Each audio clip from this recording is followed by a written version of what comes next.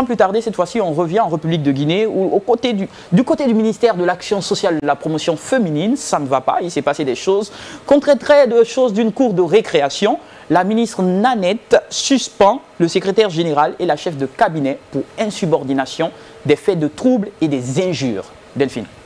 Oui, c'était spectaculaire. Tu y étais?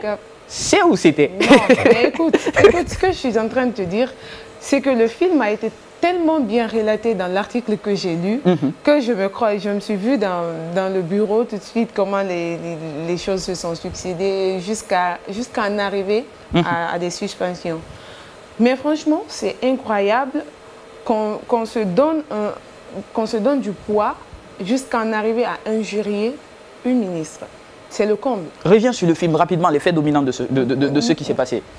Ça ne fait pas trop plaisir de le raconter, alors moi, mais je vais quand même voilà. le lancer. C'est que c'était une réunion au cours de laquelle les contrats de performance ont été signés.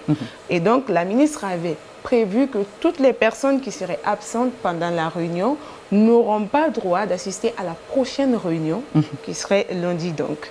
Et donc, à l'issue de cette réunion, il y a le secrétaire général, la chef de cabinet qui n'y était pas et qui se sont quand même présentés qui se seraient quand même présentés à la prochaine réunion. À la réunion. Oui, et qui n'avaient pas signé les contrats de performance. Donc, ils avaient violé déjà un premier principe. Voilà.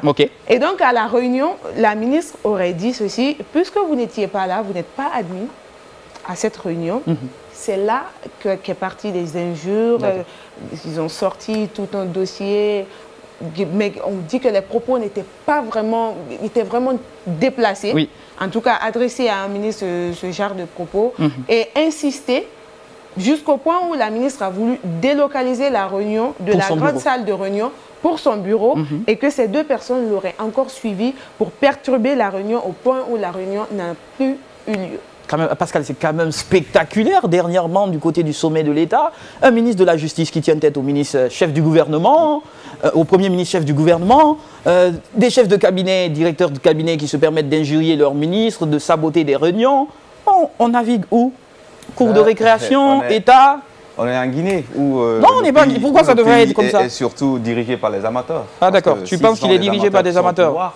C'est tout ce qui arrive, parce que tout ça, normalement, ne devait pas être toléré dans une organisation comme ça. Oui. Mais moi, la chose que je regarde beaucoup plus, là où ça s'est passé, le ministère de l'action sociale et des personnes vulnérables. La promotion féminine et des personnes vulnérables. Tu vois, est-ce que là-bas, normalement, s'il devait y avoir une telle réaction, ça ne devait pas se passer là-bas.